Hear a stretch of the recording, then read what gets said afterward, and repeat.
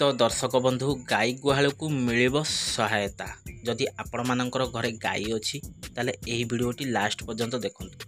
काली जेहेतु होची दुग्ध दिवस यही अवसर में जहाँकि गोशाला को सहायता राशि प्रदान करेंगे आम नूतन मुख्यमंत्री मोहन चरण माझी। दुग्ध चाष को द्विगुणित करेंगे आम राज्य सरकार।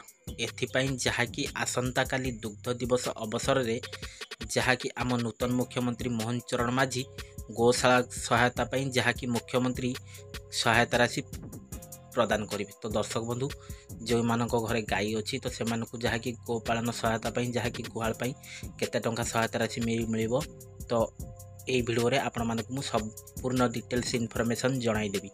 तो ता पूर्व आपण मानक अनुरोध दयाकोरी वीडियोटी को शेष पर्यंत देखंतु। आ जदि एबे ही प्रथम थर पाई वीडियो को देखुछंती ताहले वीडियो को गोटे लाइक कर दिंतु। आ ता संगे संगे मनोनना मनीराडी चैनल को एबे ही सब्सक्राइब करी पाखे आसपा घंटी बटन को ऑल रे दबाइन। हेलो फ्रेंड्स नमस्कार जय जगन्नाथ मो मन आपण मानक स्वागत करुच्ची आज आउ एक नुआ दमदार वीडियो रे।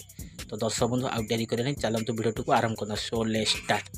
तो दर्शक बंधु देखि पारथबे जहाँकि सूचनाटी आसी आपण माने देखि नियंतु। काली जेहेतु हेउची दुग्ध दिवस अवसर में जहाँकि गोशाला को सहायता राशि प्रदान करेंगे आम नूतन मुख्यमंत्री मोहन चरण माझी जहाँकि दुग्ध चाष को द्विगुणित करेंगे राज्य सरकार। एथिपाई आसंता काली दुग्ध दिवस में जहाँकि 75टी गोशाला को मुख्यमंत्री जहाँकि 10,50,00,000 टंकार जहाँकि सहायता राशि प्रदान करेंगे। आपण मैंने देखिपारे जहाँकि 10,50,00,000 टंका 75टी गोशाला को मुख्यमंत्री प्रदान करेंगे अर्थ राशि। पूर्व जहाँकि 66टी गोशाला को 9,80,00,000 टंका प्रदान करा पूर्व। तो सही भली जहाँकि कामधेनु योजना को 2टी गाई हेले जहाँकि 70% सब्सिडी जोगाई देवे आपन को सरकार। तो यही योजनाटर ना हो जहाँकि मुख्यमंत्री कामधेनु योजना। तो दर्शक बंधु आपण मैंने जानीपारे जहाँकि मुख्यमंत्री कामधेनु योजना ओमफेड को आहरी अधिक शक्तिशाली करा जाउची जहाँकि ता सहित चाषी को गो खाद्य और घास जहाँकि चाष पाई भी प्रोत्साहन जोगाई देउछु जहाँकि राज्य में किभली दुग्ध चाष अधिक हम एने सरकार तरफ सबु व्यवस्था करा जाइछि।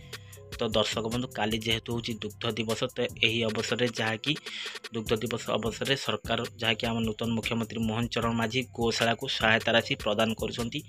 आउ यह जानला परे आपण मानक मन को कौन मतामत आसी मो कमेंट बॉक्स रे मतामत दिंतु जहाँकि गोशाला पे एतिकी सहायता राशि सफिशिएंट हम ना नाई अर्थ राशि सफिशिएंट हेबो नाही। तो दर्शक बंधु यही वीडियो रे आपण माने जणाई दियंतु जहाँकि सरकार देउथो गोशाला पे आर्थिक सहायता राशि जहाँकि एतिकी टंका उपयुक्त कि उपयुक्त नुहे तो मो कमेंट बॉक्स रे मतामत दियंतु। तो दर्शक बंधु आउ जदि वीडियोटी भल लागिछि एबे ही वीडियोटी को सांग मानक सहित बहु मात्रा रे शेयर करंतु जहाँकि सांग मान घरे थिया माँ माने बापा माने एई जहाँकि गो पालन पई जहाँकि कामधेनु योजना रे मुख्यमंत्री को सहायता राशि जहाँकि गुहाल पई से माने जानि परिबे।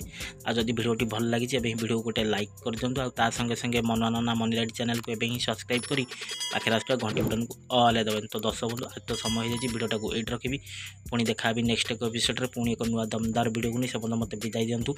रहुची नमस्कार टेक केयर बाय बाय जय जगन्नाथ।